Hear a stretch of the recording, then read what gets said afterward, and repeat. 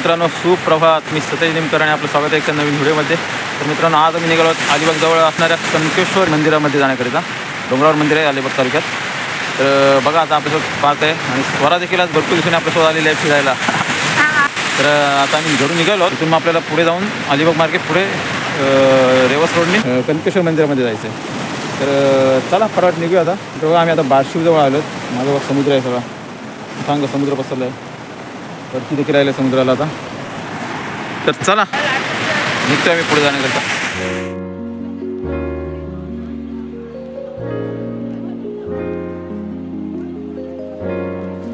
तर बघा, आता आम्ही अलिबागहून पुढे रेवस रोडने चोंडीजवळ येऊन, चोंडीहून आतमध्ये मापगावच्या दिशेने जाऊन, मग मापगावच्या पुढे जेथे कनकेश्वर मंदिराचा डोंगर आहे त्या डोंगराजवळ आता आम्ही आलो. जिथे डोंगराच्या खाली पार्किंग आहे, तिथे एक समोर गाडीची पार्किंग आहे.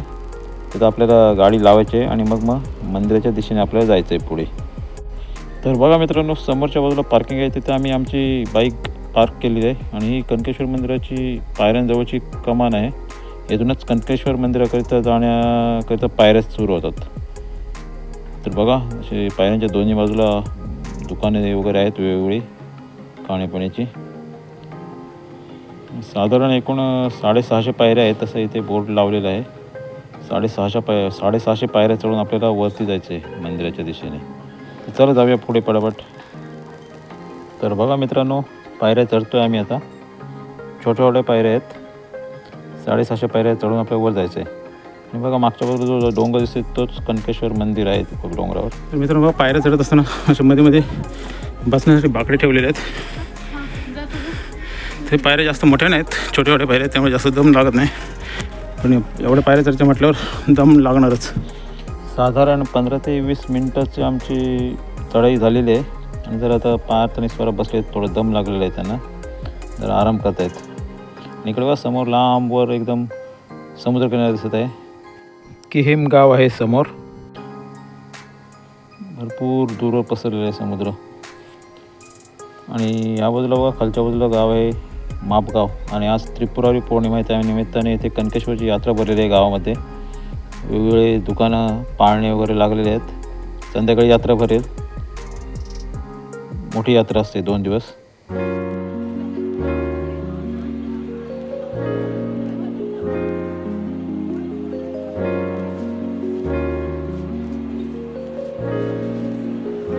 समोर दिसतात आपल्याला खांदेरी उंदेरी दोन्ही किल्ले दिसत आहेत. खांदेरी किल्ल्याचा नुकताच युनेस्कोच्या जागतिक वारसा स्थळामध्ये समावेश झालेला आहे खांदेरी किल्ल्याचा. आणि उंदेरी किल्ला देखील थोडा जवळ दिसत आहे. तर बघा, साधारण अर्धा तास पायऱ्या चढल्यानंतर आम्ही आता येऊन पोचलो आहोत नागोबाचा टप्पा येथे.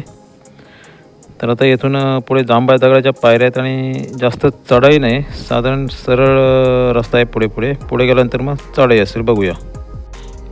तर मित्रांनो, कनकेश्वर मंदिराच्या पायऱ्या चढाईतील महत्त्वाचा टप्पा असलेल्या देवाची पायरी या ठिकाणी आता आम्ही पोचलो आहोत. साधारण अर्ध्या पायऱ्या आमच्या चढून झाल्यात. 350 पायऱ्या असा बोर्ड लावलेला आहे. या अर्ध्या पायऱ्या आमच्या चढून झाल्यात. अर्ध्या पायऱ्या अजून आम्हाला चढून वर जायचं आहे. चला तर पुढे जाऊया आता. तर देवाची पायरीपासून अजून थोडे वर चढून आल्यानंतर आपण येऊन पोचतो या गायमांडी या ठिकाणी. इथे बोर्ड लावलेला आहे गायमांडी म्हणून. एक मूर्ती देखील इथे आहे, बहुतेक नंदीची असावी. आणि आता बहुतेक थोडं आमचं मंदिर जवळ आलं असेल, थोडं चढाई बाकी आहे अजून. तर बघा मित्रांनो, जवळपास पाऊण तास आम्ही वर चढलेलो आहोत. आणि आता पुढे जांभळ्या दगडाच्या पायऱ्या जाणे आता उतार आहे. पुढे थोडा चढाई संपली आणि पुढे उतार आहे. आता पुढे परत चढाई असेल थोडी. 2 डोंगराच्या मध्ये थोडा उतार आहे. बघा, खाली उतरतोय आता आम्ही. मंदिराकडे चालवून खाली उतरतोय.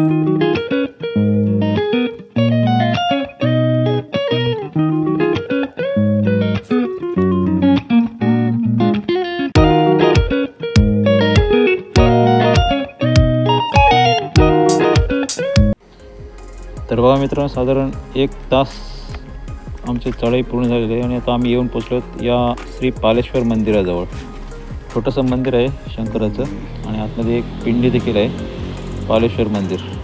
या पिंडीवर पाला वाहिला जातो असं म्हणतात. इकडे बघा, पिंडीवर भरपूर पाला वाहिलेला आहे.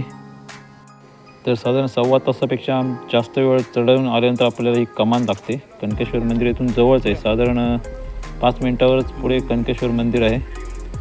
आणि येथेच उजव्या बाजूला एक पोखरण आहे पाण्याची, पूर्ण पाण्याने भरलेलं आहे. तेव्हा ब्रह्मकुंड असं नाव आहे. आणि इथेच ही आतमध्ये बऱ्यापैकी मोठी अशी पोखरण आहे. बऱ्यापैकी भरपूर पाणी देखील त्यात आहे. आता व्यवस्थित बाजूने भिंती वगैरे बांधलेले आहेत.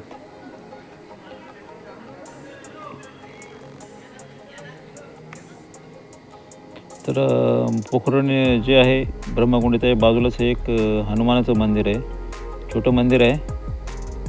हे बघा, व्यवस्थित अशी सुंदर मूर्ती आहे हनुमानाची. तर आता स्वरा पार्क दर्शन घेतलेलं आहे आणि आता आम्ही पुढे निघालो जाण्याकरता. हनुमानाच्या मंदिरापासून साधारण 4 ते 5 मिनटं पुढे चालत आल्यानंतर आपल्याला बघा समोरच कनकेश्वर मंदिराचा कळस दिसतो. हेच कनकेश्वराचं मुख्य मंदिर आहे. पश्चिमाभिमुखी मंदिर आहे. समोर दिसत आहे मंदिर. तर चला आता कनकेश्वर मंदिराच्या दिशेने आम्ही चाललेलो आहोत. आणि मंदिराच्या दिशेने जाताना मंदिराच्याच मागच्या बाजूला इथे एक पुष्करणी आहे. ही बघा पुष्करणी, बऱ्यापैकी पाणी देखील आहे. आता पावसाळा नसल्यामुळे थोडं पाणी कमी झाले त्यातून, पण सुंदर पुष्करणी आहे बांधलेली, गोलाकार आकाराची आहे आणि व्यवस्थित बांधलेले आहे गोल. तर चला आता आपण इथून पुढे जाऊया. पुष्करणी बघून जायला आता मंदिराच्या दिशेने जाऊया. तर तेथे असलेल्या दुकानामधून आम्ही मंदिरामध्ये जाण्याकरिता पूजेचे ताट घेतलेले आहे आणि आता मंदिराच्या दिशेने चाललेलो आहोत आम्ही. हे मंदिर पुरातन काळात पांडवांनी बांधले असे मानले जाते. पांडवांनी त्यांच्या पापाचे प्रायश्चित्त घेण्याकरिता आणि भगवान शंकराचा आशीर्वाद मिळविण्याकरिता हे मंदिर बांधले असे मानण्यात येते. मंदिराचा कळस अतिशय आकर्षक आणि सुंदर असा आहे. तर बघा मित्रांनो, हा आहे कनकेश्वर मंदिराचा सभामंडप, मुख्य सभामंडप. बऱ्यापैकी मोठा आहे. आणि इकडे बघा मागच्या बाजूला एक नंदी आहे. आणि आता पुढे आम्ही गाभाऱ्याच्या दिशेने चाललो आहोत. हा आहे गाभारा मंदिराचा.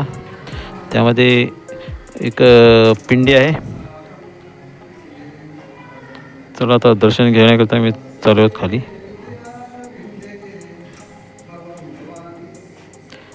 इकडे बघा स्वरा दर्शन घेत आहे. पार्थने दर्शन घेऊन झालेलं आहे. बम बम भोले, हर हर महादेव. गाभाऱ्याच्या बाहेर भिंतीमध्ये ही एक गणपती बाप्पाची सुंदर अशी मूर्ती आहे. इकडे नंदी आहे आणि नंदीच्याच मागच्या बाजूला कलशाच्या आकाराची ही दानपेटी आहे. मंदिराबाहेर भाविकांकरिता पिण्याच्या पाण्याची अतिशय सुंदर सोय केलेली आहे.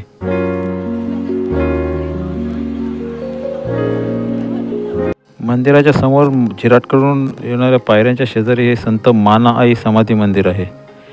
आणि समाधी मंदिराच्या शेजारूनच इकडे बघा समोर दिसणारं हे अतिशय अवर्णनीय दृश्य. भरपूर दूरवर मुंबई देखील दिसत आहे. मुंबईतील बिल्डिंग वगैरे दिसत आहेत स्पष्ट. कनकेश्वर मंदिराच्या शेजारीच भाविकांकरता ही प्रशस्त अशी धर्मशाळा आहे. तसेच कनकेश्वर मंदिराच्या बाजूला गोलाकार असे भरपूर छोटी छोटी अनेक देवांची मंदिरे देखील आहेत.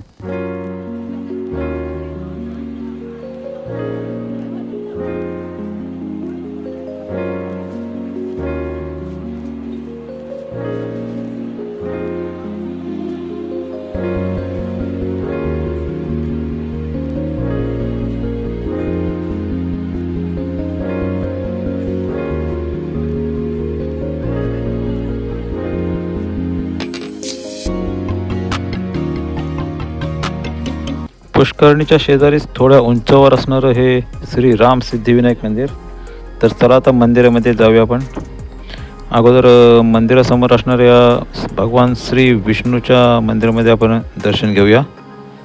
छोटंसं मंदिर आहे श्री विष्णूचं. हे बघा विष्णूची मूर्ती. तर चला आता दर्शन जायला. आणि समोर आता श्री राम सिद्धिविनायक मंदिरामध्ये आम्ही आलो आहोत. गणपतीचं मंदिर आहे आणि ही समोर गणपतीची सुंदर मूर्ती.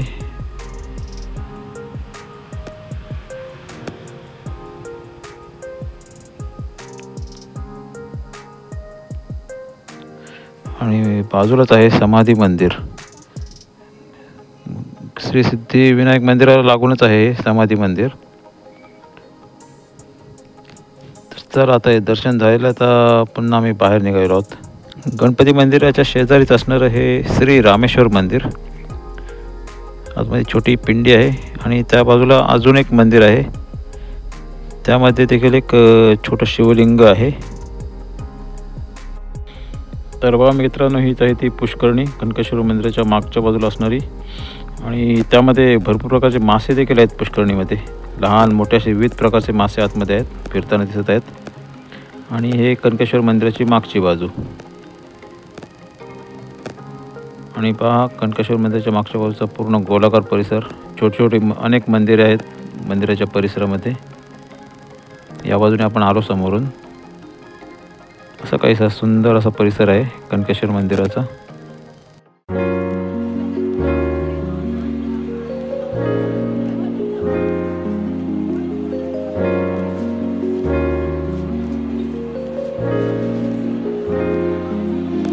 तर हे आणखी एक मंदिर इकडे आहे. बलराम व श्रीकृष्ण यांचं हे मंदिर आहे. गोलाकार आकाराचं सुंदर मंदिर आहे. छोटं आहे पण तो सुंदर मंदिर आहे. आणि समोर बघा श्रीकृष्ण आणि बलराम यांच्या मूर्ती आहेत.